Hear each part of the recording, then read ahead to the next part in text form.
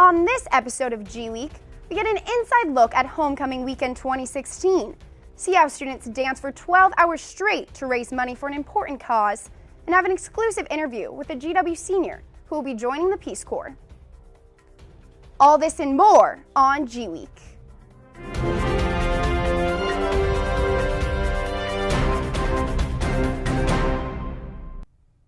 Welcome to another episode of G Week. I'm your host, Mary Grace Brown. On Thursday, February 18th, I attended the annual GW Bonfire, the first of many action-packed events that marked the 2016 Homecoming Weekend. Let's take a look. We're here at the GW Bonfire in order to celebrate our namesake's birthday and kick off Homecoming Weekend. The 283rd anniversary of George Washington's birthday was hosted in University Yard over President's Day weekend. In attendance were the GW cheerleading team, the candidates for Mr. and Mrs. GW, and the administration. President Knapp kicked off the ceremony by paying tribute to Ben Fritz, the band director who recently passed. We all miss him dearly. He's a tremendous leader and a tremendous contributor to our community. The head coach of the men's basketball team followed by recapping the team's season and explaining the athletic events coming up. President Knapp had the honor of igniting the bonfire.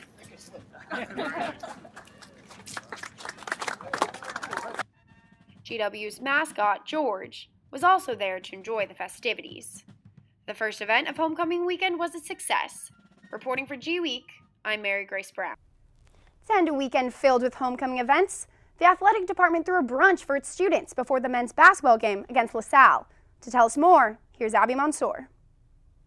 Thursday night's bonfire kicked off a weekend-long homecoming celebration, hosting many events right here at the Smith Center.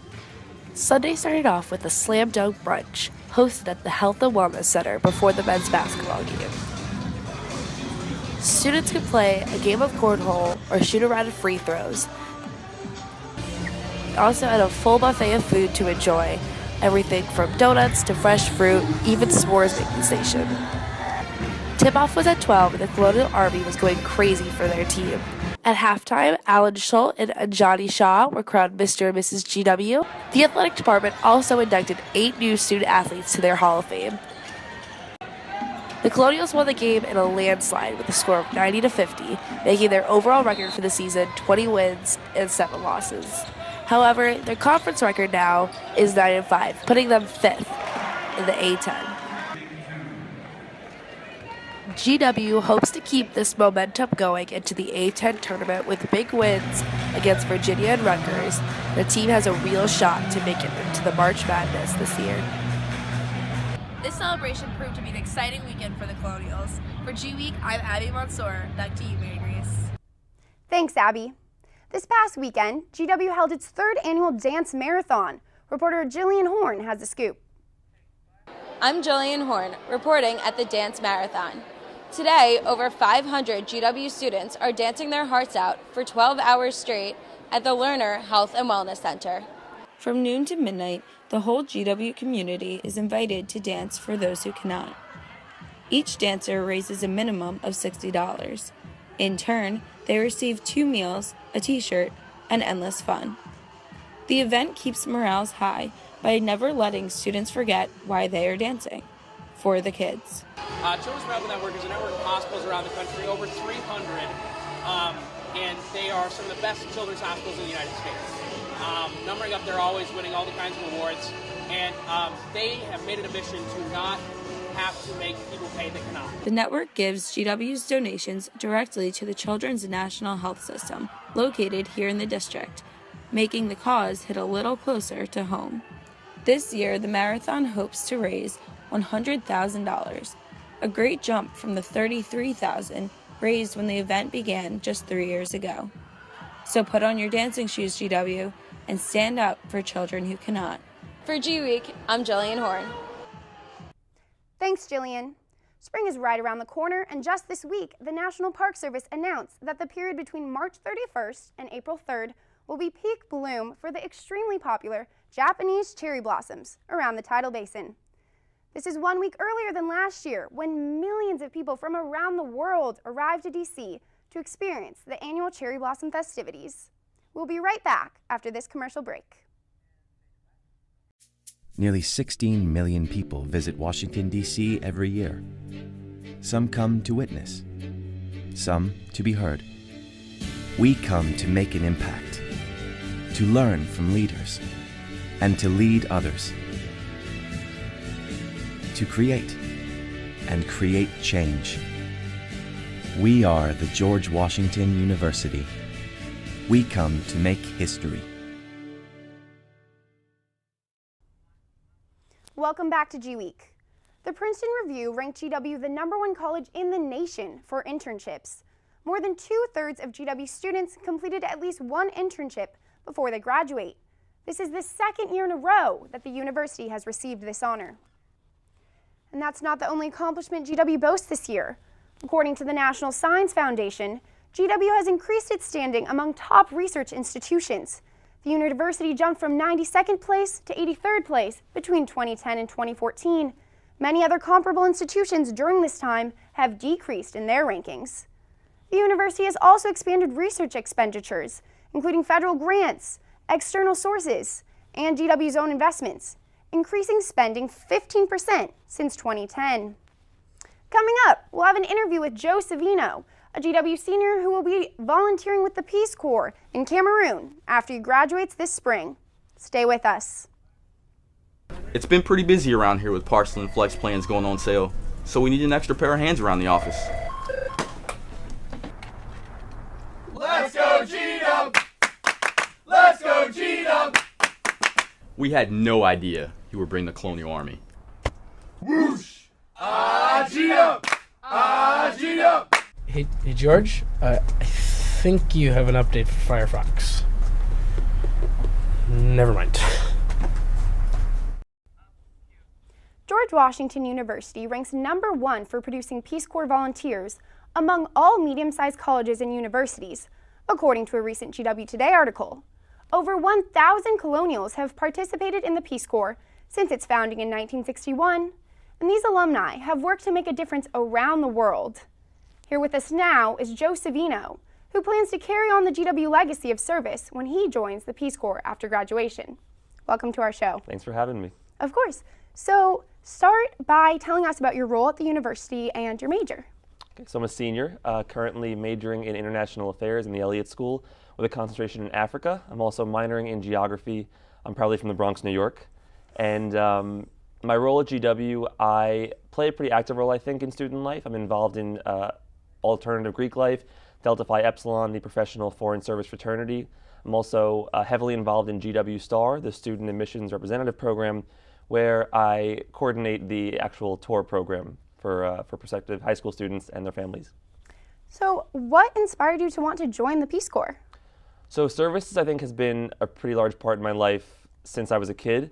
But coming to GW and really having that global mindset that so many of our students do, I feel kind of was a great springboard for me to further get involved in service. And by talking to so many GW alums, people who have returned from the Peace Corps, those who have liked it, not liked it, I was really able to gain a sense of this decision is going to be the right decision for me. Okay. And so globally, what types of service projects can members of the Peace Corps engage in? So they're engaging in so many different types of service, from agroforestry to aquaculture to health programs to education in different facets. So I'll be working in the health sector, and I'm really excited to do that. But even in the health sector, there are so many different avenues that Peace Corps volunteers are taking, depending on the region that they're in. Okay.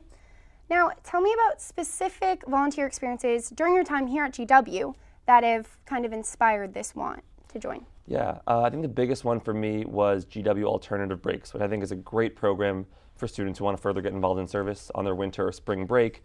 And for me, I started early on. So my freshman year, my spring break, I spent that in Joplin, Missouri, not the typical spring break that one would think.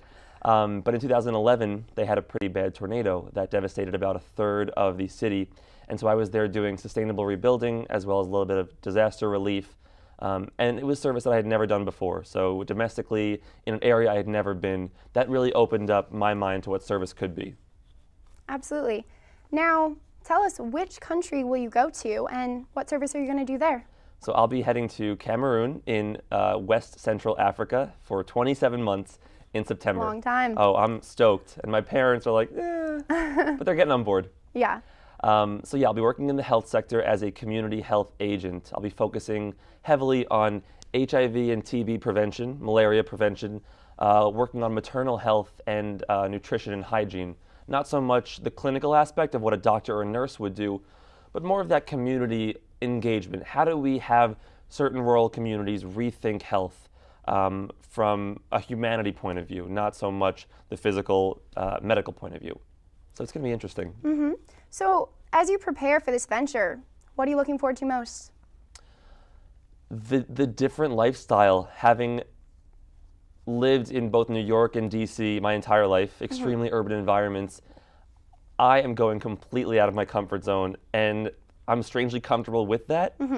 But the Peace Corps is really interesting in the fact that you don't know where you're going to be placed for your 2 years until you actually get to your country. So once I get to Cameroon, I'll find out which site I'll be placed at for the next 2 years. It can be extremely rural. It can be a little more urban. I could be living in a hut. I could be living with a family in a city. It really is going to depend upon my 3 months of training there. So kind of going into the dark, I have a strange comfort with that. What do you think perhaps one of your biggest challenges may be? Language, definitely. I mean, I take French here at GW, and French is going to be a good language that I'll be able to use. But in a lot of the rural communities, the Cameroonians don't speak French necessarily. They speak a local African language. And so I will be trained in an African language, but 3 months is not going to be enough time to fully become proficient in it. It's going to take a while. So I think the language barrier is going to be difficult at first, but I'm really willing to engage with the people at the most local level.